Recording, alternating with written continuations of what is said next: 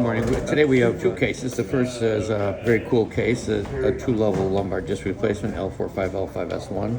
So we're working with Dr. Pell. And then the second, we're also working with Dr. Pell. Second case is a multi-level scoliosis, 5145342312. So two different types of surgeries. One is a motion preservation and a younger patient with two disc herniations, no deformity, no arthritis, and a disc replacement is ideal for that patient. This patient has horrible back pain, bilateral leg pain coming out of the L45 and L5S1 on the right side, and on the left side of 3, 4, and 2, 3. So now we're going to have basically an anterior surgery. The bottom 2 or 3 discs would be done from an anterior incision, and the top 2 or 3 discs, depending on what Dr. Pell can expose safely, will be done from an anterolateral position. So this is a long spinal fusion on this patient to correct deformity and relieve back and leg pain. There'll be a second stage to this where laminectomies are performed posteriorly and instrumentation probably down into the pelvis. All right, so we're all done. Now, Dr. Pell keeps count of these things. He says we've done well over 1,000. So here we are in AP, L45, L5S1. We're in line, looks sweet. And this is our lateral view, looks good.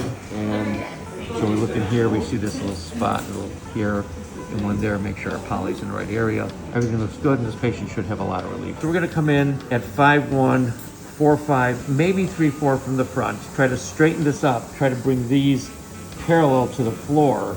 That should, and then we'll come in from the side, and we'll do 1, 2, and 2, 3, and maybe 3, 4. 3, 4 is the outlier. You never know if you can get it from the front or if you have to go from the side. So we'll try to straighten this up. Just finishing up the first part of this anterior, and so we try to keep the implants a bit to the patient's right, and we've corrected some of this. It's a little difficult to see the pelvis here, but here's S1 in here.